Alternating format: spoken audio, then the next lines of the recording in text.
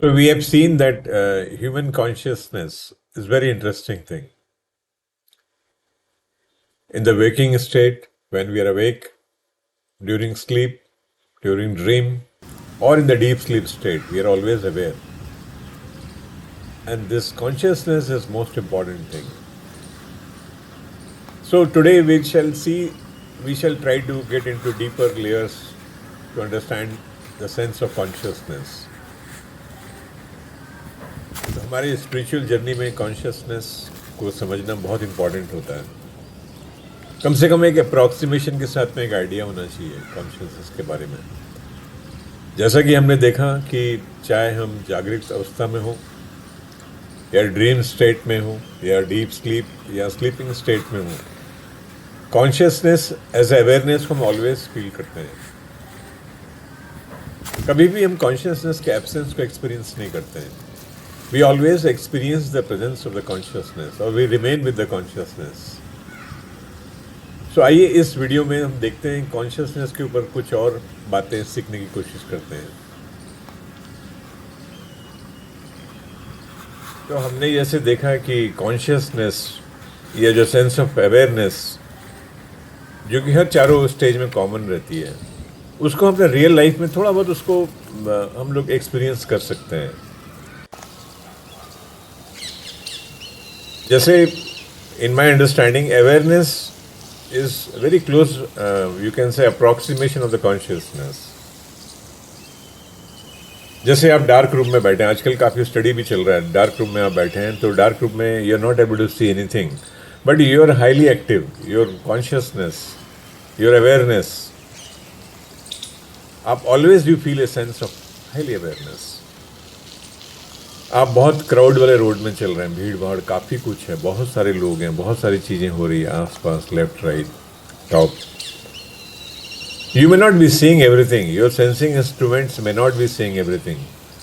हमारे जितने sensing instrument सब कुछ नहीं देख रहे हैं, लेकिन generally you are aware, you are fully aware of this where you are moving. So your awareness is there. एक चेतना, एक बोध is always there. You are moving in that path. फिर जब आप सुबह सो के उठते हैं, सबसे पहले जो फीलिंग आप में आती है, एकदम उसके पहले की, जब सेंसिंग इंस्ट्रूमेंट्स के एक्ट होने के पहले की मैं बात कर रहा हूँ. Okay, just try to recall that state. कभी उस स्टेट पे फोकस करिए. That is a purely an awareness. उसमें कोई टाइम नहीं होता है, उसमें कोई आइडेंटिटीज़ नहीं होते हैं, उसमें कोई रिलेशनशिप्स नहीं होते हैं. Nothing is there in that milliseconds जो होता है पहले. That is again a sense of जो जिसे हम कहते हैं consciousness, awareness. So this state of awareness which I approximate for consciousness is always there with us. हम कभी भी लाइफ में इस सेंस को, एब्सेंस को कभी भी एक्सपीरियंस नहीं करते हैं. और मुझे तो ऐसा लगता है कि ये जो सेंस ऑफ अवेयरनेस है ये कंटिन्यूसली रहता है. When we start to depart also it remains, because awareness absence के बारे में हमें बिल्कुल नहीं पता है. We can not experience the absence of consciousness. So from both the sides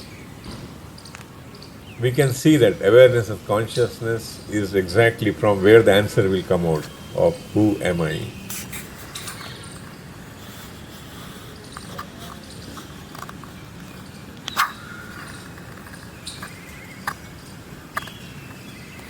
तो कॉन्शियसनेस को जानने के लिए देन आई थॉट कि we must try to explain this thing through some examples. कई बार कंपेरिजन करने से, कई बार कॉन्ट्रास्ट करने से हमें कॉन्शियसनेस के बारे में थोड़ी थोड़ी आइडिया लगती है एग्जैक्टली क्या चीज़ है. क्योंकि ये अगेन हमें उस पुराने क्वेश्चंस को, वो बड़े ओरिजिनल क्वेश्चंस को, मैजिकल क्वेश्चन को, हु एम आई, को एक्सप्लोर करने में काफ़ी हेल्प करती है. तो किसी ने मुझसे पूछा ट्रांसफॉर्मिंग जर्नी ऑफ माइंड लिखने के बाद में कि आप तो इलेक्ट्रिकल इंजीनियर हैं, आपने इलेक्ट्रिकल में सब कुछ पढ़ाई की है, देन हाउ सडनली आपने कॉन्शियसनेस के ऊपर किताब को लिखने की ट्राई किया. तो मैंने उनको कहा देखो, इलेक्ट्रिसिटी एंड कॉन्शियसनेस की जो अंडरस्टैंडिंग है इन मेरे उसमें अंडरस्टैंडिंग में, वो बड़ी इंटरेस्टिंग है। और मैं इन दोनों को काफ़ी कोरिलेट भी करता हूँ कई बार समझने के लिए,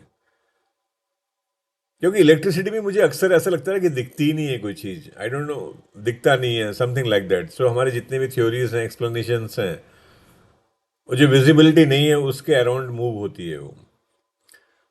सो मैंने जब मुझसे एक पब्लिशर ने पूछा कि इलेक्ट्रिसिटी और कॉन्शियसनेस के, I mean how they are correlated, तो मेरा पहला उसमें कुछ पॉइंट मैंने बताया, वो आपसे शेयर करना चाहता हूँ,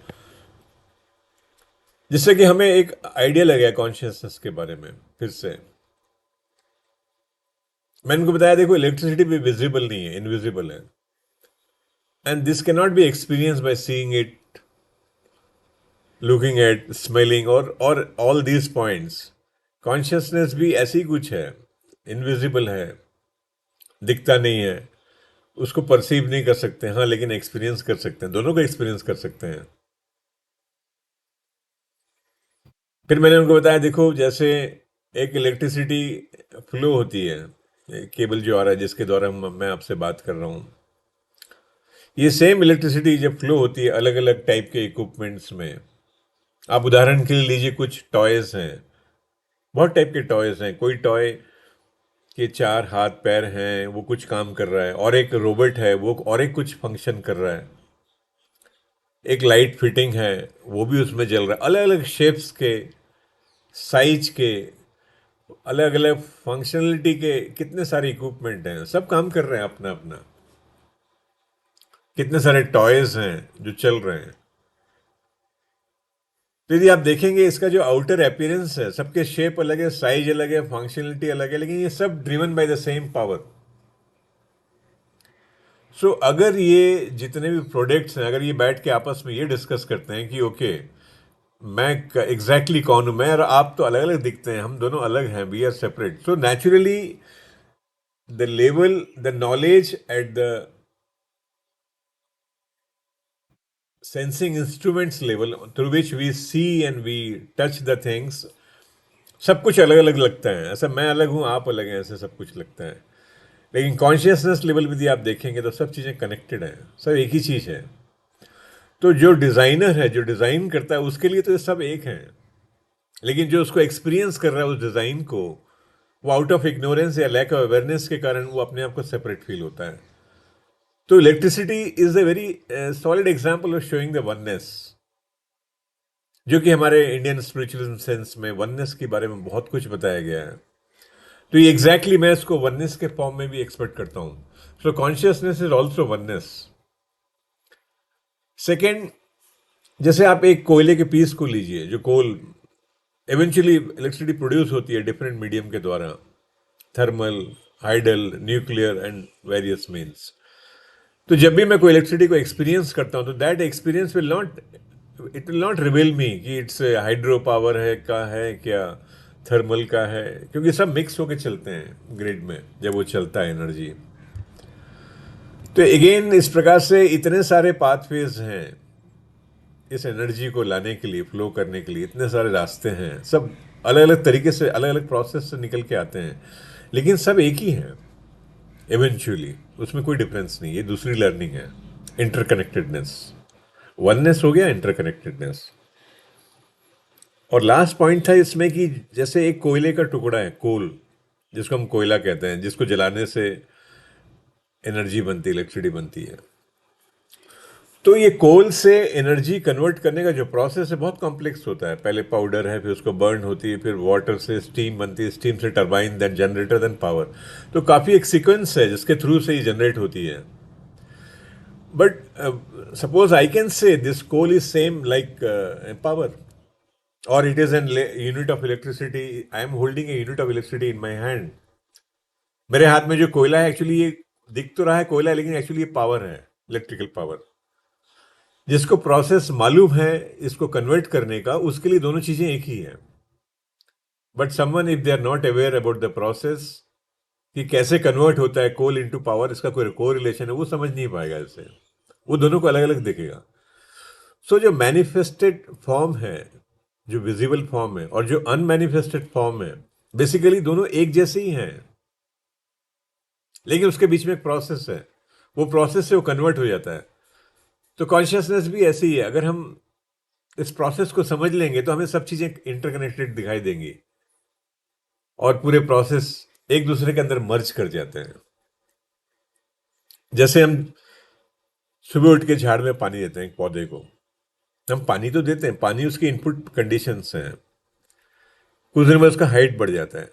तो यदि आप देखेंगे वो जो स्मॉलेस्ट पार्टिकल ऑफ वाटर, जो कि स्मॉलेस्ट इंक्रीज इन हाइट को जो बढ़ाता है, वो दोनों एक ही चीज है, बट वो एक प्रोसेस से गुजरते हैं। पानी और भी काफी मीडियम के साथ में एक केमिकल कॉम्बिनेशन बनाता है, वो और एक कुछ बनता होगा, समथिंग एल्स समथिंग एल्स। तो एक दूसरे के अंदर में ये सब स्टेट ड्राइव करते रहते हैं, अल्टीमेटली उसकी हाइट बढ़ जाती है। तो जब मैं आंख से परसीव करता हूं तो मुझे तो हाइट दिखाई देता है, मुझे वो पानी भी दिखाई देता है, लेकिन दोनों के बीच के कोरिलेशन अगर मुझे नहीं पता है तो मुझे ये सब चीज़ें अलग अलग दिखती है। लेकिन एक्चुअली जिसे मालूम है उसे बोलेगा कि ये सब कुछ तो एक है, दे आर ऑल इंटरकनेक्टेड। तो यही सबसे ब्यूटी है इलेक्ट्रिसिटी को कॉन्शियसनेस का कोरिलेट करके समझने के लिए। There is oneness, there is interconnectedness, there is a sense of unity in different stakeholders. There is sense of interconnections, one thing merging into another. And this merging points, जहां मर्ज होते हैं एक से दूसरे फेज के बीच में, यही सब कुछ सीक्रेट होल्ड करता है। And unless we know that, we remain ignorant, but let's explore to know those boundary point. फिर कॉन्शियसनेस के बारे में और कुछ अंडरस्टैंडिंग डेवलप करने के लिए आई थॉट कि we must try to develop some examples. So इसी कंटेक्स्ट में मुझे एक रोबोट के साथ में इंटरेक्शन हुआ किसी सोशल मीडिया प्लेटफॉर्म में ब्लॉग पोस्ट करते समय। मैंने कुछ आंसर्स दिया तो किसी रोबोट ने उसको रिस्पॉन्ड किया, बाद में उसने कहा कि मैं रोबोट हूँ। उस दौरान हमारी कुछ बातचीत हुई ब्लॉग में, बड़ी इंटरेस्टिंग थी। सो उस एग्जाम्पल को फिर बाद में मैंने कन्वर्ट किया ये बताने के लिए कि रोबोट का कॉन्शियसनेस, जो माइंड बॉडी इंटेलेक्ट जो हमारे जैसे दिखता है, और हमारे कॉन्शियसनेस में क्या डिफरेंस है। जब हम दोनों को समझेंगे तब हमें समझ आएगा एग्जैक्टली जो मेरे पास में है या नहीं है, और जो रोबोट के पास में अभी है या नहीं है, और आने वाले समय में कैसे होगा, ये रोबोट कैसे बन जाएगा, इंसान क्या बन सकता है, ये पॉसिबिलिटी क्या है। तो इस ह्यूमन कॉन्शियसनेस के इस एग्जाम्पल को भी मैंने बताने की कोशिश की है। तो रोबोट को जिसे मैंने मैन मेड इंटेलिजेंस डिवाइस कहा है, और ह्यूमन बीइंग को गॉड और नेचर मेड इंटेलिजेंस सिस्टम कहा है। Both leads to opening up of pathways of knowledge, insight and understanding. तो ह्यूमन बीइंग रोबोट को बोलता है, जो कि इंसान जैसे दिखता है, उसको वो कह रहा है, it is nice knowing about you, however I wish to know following few questions. आपके बारे में जान के मुझे काफ़ी अच्छा लगा कि आप इतने एडवांस इक्विपमेंट है, इतने अच्छे एडवांस सिस्टम है, लेकिन कुछ मेरे प्रश्न हैं, क्या आप उसके उत्तर दे पाएंगे। मेरा पहला प्रश्न था कि I have a full choice to manage my own life. Human being कह रहा है, विद और without any background god, but you always have to depend upon the human beings as your background God. How do you improve upon this sense of freedom? मैं एक इंसान होने के नाते मैं काफी फ्रीडम एक्सरसाइज करता हूं। मेरे पीछे जो गॉड है वो मुझे हेल्प करे या न करे, लेकिन फिर भी मैं एग्जिस्ट करता हूं। लेकिन माय डियर फ्रेंड रोबोट, तुम्हें एग्जिस्ट करने के लिए ऑलवेज तुम्हारे पीछे जो बैकग्राउंड गॉड काम कर रहा है ह्यूमन बीइंग के फॉर्म में, उसके बगैर तुम कैसे लाइफ एक्सपीरियंस करोगे। तो तुम्हें लगता नहीं कि how do you manage this sense of freedom, इस फ्रीडम को तुम कैसे मैनेज करते हो।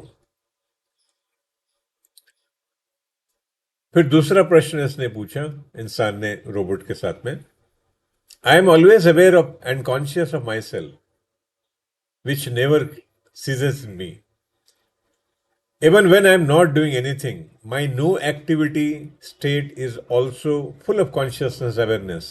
How do you manage this?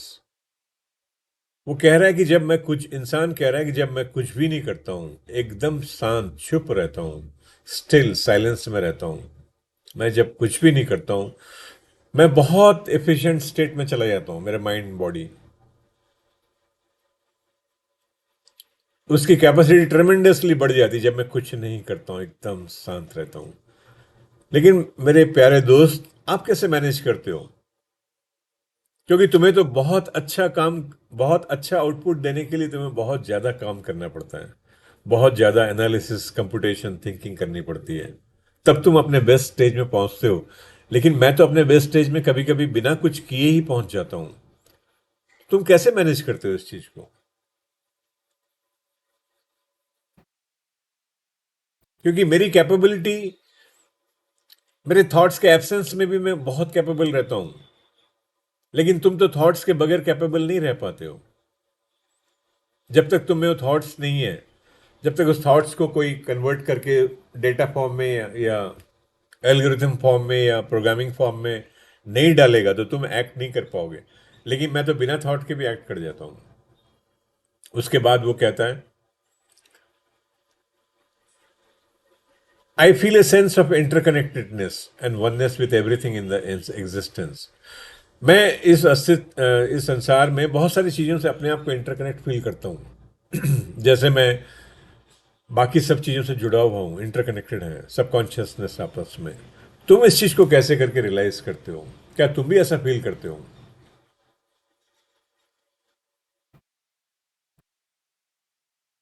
फिर लास्ट में ये कहता है, माई अल्टीमेट ह्यूमन बींग कह रहा है कि माई ultimate essence is love, happiness and blissfulness.